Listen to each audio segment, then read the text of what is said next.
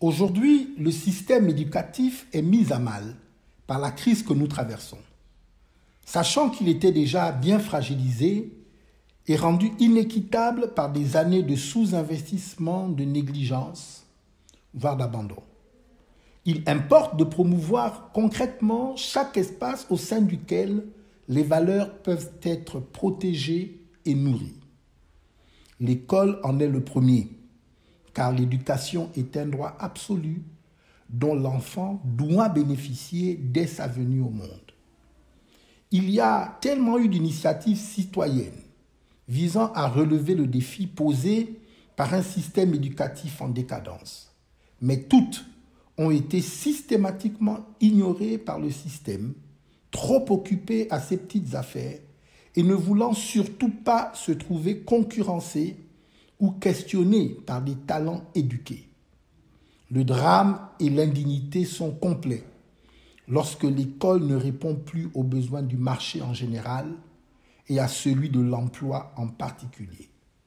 Nous nous acheminons vers une société de privation dans laquelle les quelques intelligences nationales y rattachées sont comprimées dans un système de gestion très peu accommodé à nos réalités et où elles ne peuvent se déployer complètement. Conclusion, les chômeurs diplômés augmentent et la privation de liberté se fait multiforme. Sans éducation, pas de possibilité d'occuper les fonctions importantes dans l'économie de demain. C'est ainsi que nous aboutissons à une société où c'est par cooptation que les postes s'obtiennent, par connivence, en faisant allégeance, et où l'incompétence des uns se fait entendre de façon criarde pendant que l'on tue la compétence des autres.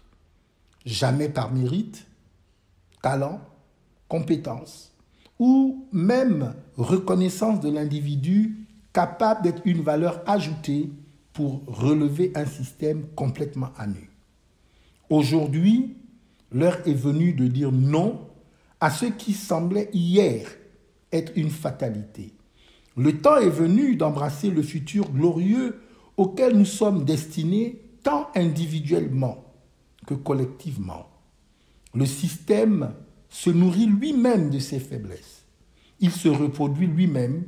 C'est pourquoi nous devons y apporter dès à présent des réajustements pensés et réfléchis pour le bien-être de la nation gabonaise, mais aussi et surtout redonner un sens à la mythique phrase « La jeunesse est sacrée ».